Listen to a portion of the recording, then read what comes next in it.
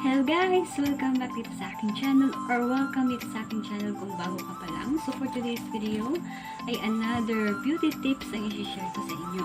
Pero this time is napakamura nito, affordable guys. Na pwede nyo makita lang sa inyong mga kusina. Hindi nyo kailangan gumastos. Bet na bet ito ng mga nagtitipid dyan, especially na sa ating mga nanay dyan na gusto pa rin namang ibalik yung kanilang mga ganda. Ibalik ang kanilang mga alindog. Okay, so sumilan na natin. So, ang ating first ingredients ngayon ay ang baby oil. So, sa mga may mga baby dyan or mahilig sa gumamit ng baby oil na meron dyan, malaking tipid yan guys na hindi nyo na kailangan bilhin. So, pangalawa is calamansi. And then, sugar. Konting sugar lang. So, ito guys, para ma-achieve ninyo yung puti, yung kinis, at yung ma-moisturize yung skin ninyo sa inyong face. And at the same time, ma-achieve ninyo yung glass skin na hindi kayo gumagastos na napakamahal. Or hindi nyo kailangan mag-rejuvenating set, yung mga walang budget dyan para sa mga rejuvenating set, sa mga toner. Yung mga gusto lang namang makatipid. So, simulan na natin. Kita nyo ba? Kunting sugar lang. Ang sugar is para lang magamit nyo pang scrub na inyong face. Pero hindi nyo dapat diinan, okay? Ihahalo lang natin. Pero kung meron kayong lemon, dun sa mga may budget naman dyan, kung may lemon kayo, pwede nyo gamitin yung lemon. And kung katulad ko naman, wala kayong pambili. Wala kayong pambiling lemon, kalamansi na lang tayo, guys. Parehas lang naman ng effect yung calamansi at lemon. Kaya pwede na yan. So, ganito lang. Ihahalo lang natin yung konting sugar dito sa calamansi. Ayan. Ganyan lang. Kita nyo ba? Ayan. Ayan.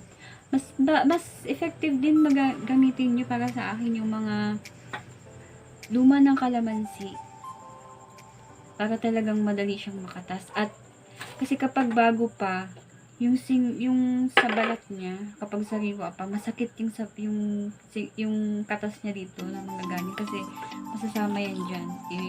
Ang ating face po ay sensitive. And then lagyan nyo na ng konting baby oil. Konti lang guys.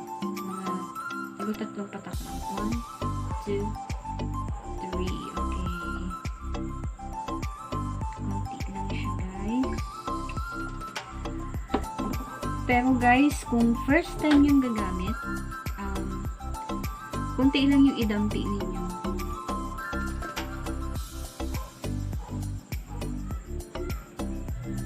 Yan, haluin lang natin. Nagdagan ko pa ng konti. Nga guys, pagka-mix natin, yan. Kuha na tayo ng bulak. Tapos, idadampi na natin siya. So, ibababad nyo siya guys ng mga 20 minutes. Pero kung first time nyo, mga 10 to 15 minutes lang kasi para mag-adjust lang yung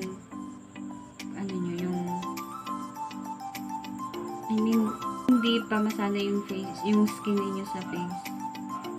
Kasi 'di ba ang calamansi is medyo matapang siya, lalo na lemon. So, huwag niyo hintayin na matunaw yung sugar para yun yung magsisilbing scrub niyo sa inyong face niyo. Ganyan lang, dapit lang. Yan. So, kung bago lang kayo guys dito sa aking channel, i-like nyo na ang video ito pagkatapos ninyo mag-watch, and subscribe, and please share and hit the notification bell para updated kayo dahil marami pa akong mga i-upload na beauty tips, lalo na yung mga murang beauty tips dito sa akin soon. Panoodin nyo po yung iba kong videos about sa mga beauty tips, and ang akin pong ina-upload dito sa aking channel ay tutorials, yun nga yung beauty tips, tapos tutorials ng mga earning apps. Yan. Nag-upload, ay nagda-download ako niyan. Ay nag-upload. Nag-upload ako niyan. Yung mga apps na kung saan talagang pwede kang kumita. So, share ko lang guys kung ano yung nafe-feel ko dito. Wala naman akong nafe-feel. Ang sarap lang sa pakiramdam ng sugar na magsisilbi nating scrub dito sa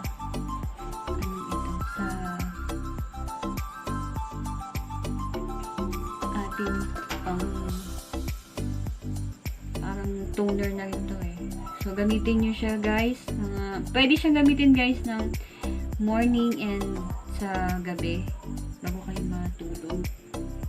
Yan, lagyan na natin para maorasan natin kung 20 minutes at 15 minutes kung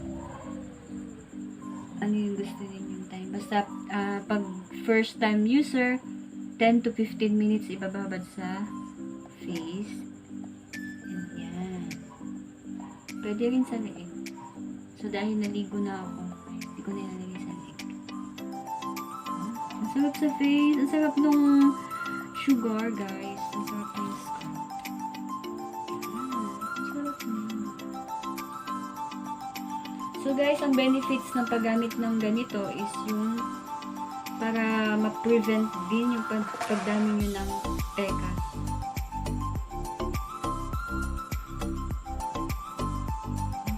Ang sarap niya sa face. Yung sugar. May scrub yung sa face ninyo. Para siyang namamassage. O yun akong diinan ng paglagay. Ganyan-ganyan lang. And alam nyo ba guys, yung oil, yung baby oil, yun yung magsisilbing moisturizer nyo. Yan. Ito sila natin. Sarap niya sa pakiramdam. Yung walang ito, sinare ko sa inyo guys, kung walang budget o ayaw ng toner, pwede ito guys, na pang pwede nyo itong gamitin para kung gusto nyo makatipid. Kasi magkano lang naman yung kalamansi. Pwede namang half lang ng kalamansi kung gusto nyo talaga makatipid, pwede yung half lang ng kalamansi. Kasi face lang naman yung lalagyan nyo. Tapos 3 patak lang ng baby oil, and then konting sugar na pwede nyo naman yung makuha sa inyong kusina. Kunting-kunti lang. Huwag nyo patutunaw guys kasi yun yung magsisilbing pang scrub nyo. So, okay na. Nagdawin ko. Ayan. May mga pekas kasi ako dyan. And natutuwa naman ako dahil nakakatulong siya. Maka-prevent. So, dahil wala na, hindi ko masasabi sa inyo guys na ito talaga yung makakatanggal ng inyong mga pekas. Dahil ayon sa research ko, wala pa naman talagang gamot sa nakakapagpatanggal ng pekas. So, yung mga ganito, yung mga sinishare ko sa inyo, is para lang ma-prevent yung pagdami ng. So, kailangan nyo din gumamit ng sunlock or sunscreen, and iwasan nyo po ang pagbibilad sa araw para hindi siya masyadong dumami. Yun. So, dahil natapos na tayo, 15 minutes guys kung ibababad or 20 minutes. So, orasan natin yan.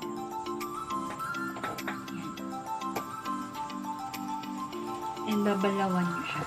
And kung gumagamit kayo ng kojic soap at nag-apply kayo nito, huwag nyo pong ibababad yung kojic soap sa face ninyo para hindi siya ma-irritate. Kasi parehas sila ng yung kalamansi and yung kojic soap medyo pag tinagalan nyo siya sa face niyo ay may irritate. Pero as for me, wala naman akong nararamdaman. Tsaka para siyang bukod dun sa oil talaga na para ka nang pwedeng pagprituhan yung mukha mo. Para siyang feeling ko pag natuyo siya, para siyang moisturizer. Ang ganda niya sa Day lang tayo ng 15 minutes.